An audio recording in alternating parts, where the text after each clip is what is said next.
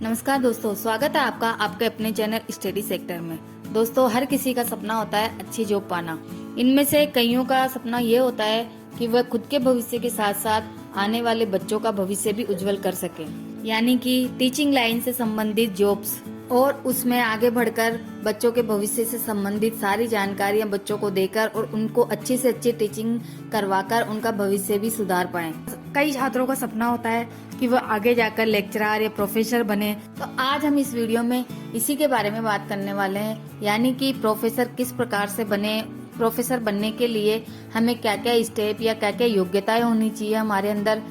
तो वीडियो शुरू करने से पहले मैं आपको बता दूं कि अगर आप हमारे चैनल पर नए आए हो और अभी तक हमारे चैनल को सब्सक्राइब नहीं किया हो तो हमारे चैनल स्टडी सेक्टर को सब्सक्राइब करें और साथ में बेल आइकन को भी क्लिक करें। चलिए शुरू करते हैं। प्रोफेसर बनने के लिए आप सबसे पहले तो 10+2 12वीं क्लास क्वालिफाई हो। 12वीं क्लास आप किसी भी सब्जेक्ट से पास कर सकते हैं। इसके बाद आपकी दूसरी स्टेप आती है बैचलर की डिग्री, यानी कि ग्रेजुएशन। ग्रेजुएशन कंप्लीट आप कोई सी भी सब्जेक्ट, यानी कि जैसे कि BBA या BCA या BSc BCom किसी भी सब्जेक्ट से कर सकते हैं। इसके बाद आपका अगला स्टेप होता है प्रोफेसर बनने के लिए कि आप PG करें, यानी कि जैसे MA, MBA, MCom, MSc, यानी मास्टर ऑफ डिग्री आपको उस सब्जेक्ट में करनी है जिसमें कि आपने ग्रेजुएशन किया हो। यानी अगर आपने ग्रेजुएशन जैसे कि BCom इकोनॉमिक्स से किया हो या BA economics, BA history, BSc biology, BSc mathematics, BSc physics, जिस भी सब्जेक्ट्स में आपने बैचलर की डिग्री प्राप्त करी है उसी सब्जेक्ट में अगर आपने मास्टर ऑफ डिग्री यानी कि PG किया है तो आपके लिए प्रोफेसर बनने के चांसेस ज्यादा हो जाते हैं, क्योंकि आपने ग्रेजुएशन भी उसी सब्जेक्ट में किया है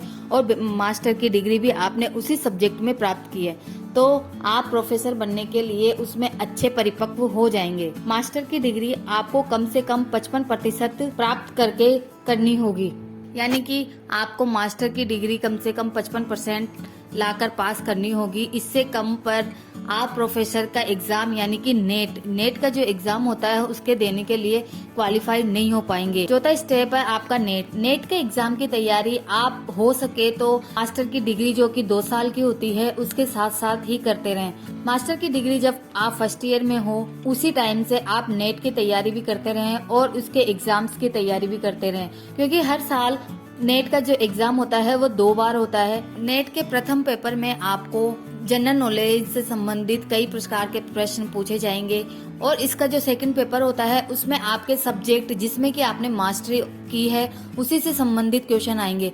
तो अगर आपने पहला पेपर क्लियर कर लिया है तो आप दूसरे पेपर के लिए अच्छे से प्रिपेयर हो जाएंगे जब तक आपकी MA यानी कि मास्टर ऑफ डिग्री हो। तो जब आपकी PG कंप्लीट होगी तो आप इस पेपर को देने के लिए अच्छे से प्रिपेयर हो जाएंगे।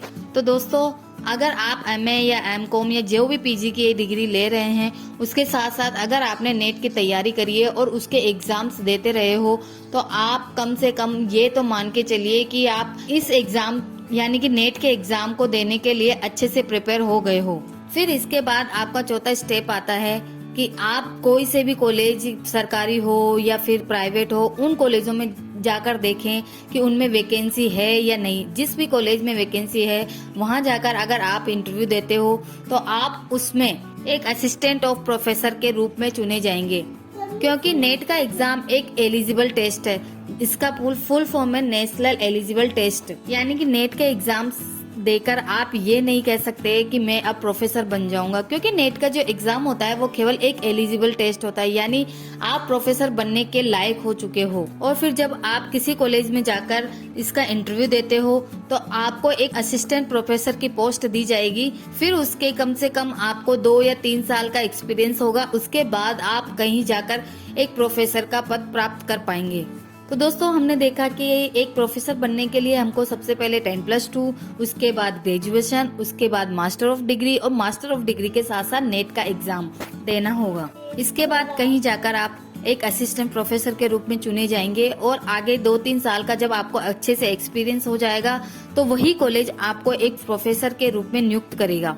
और वही कॉलेज आपको सैलरी देगा। यानी कि अगर आप एक असिस्टेंट प्रोफेसर के रूप में हैं तो आप ये मत समझिए कि आपको जो प्रोफेसर की फीस मिलेगी वो एक सरकार की तरफ से मिलेगी। नहीं दोस्तों, क्योंकि नेट का जो एग्जाम होता है वो केवल एक एलिजिबल टेस्ट है और उसके बाद आप एक प्राइवेट कॉलेज में या गवर्नमेंट कॉलेज में जाकर आप उसका इंटरव्यू के द्वारा चुने गए हो तो वही कॉलेज आपको एक सैलरी देने के लिए बाध्य है। तो यानी आप जब उस कॉलेज में चुने जाते हो तो उसी समय आपकी सैलरी भी निश्चित हो जाती है। सैलरी कॉलेज के ऊपर डिपेंड करती है कि वो आपको कितना देगी। तो दोस्तों, आपने इस वीडियो में देखा कि एक प्रोफेसर बनने के लिए हमारे अंदर क्या क्या योग्यताएं होनी चाहिए और हमें क्या क्या स्टेप पार करते हुए प्रोफेसर बनने के लायक होना चाहिए। वीडियो अच्छा लगा हो तो लाइक कीजिए और कमेंट सेक्शन में बताइए कि आपको और किस प्रकार की जानकारी प्राप्त करनी है, तो हम उसी पर एक वीडियो लेके आएंगे। जब तक के लिए धन्यवाद।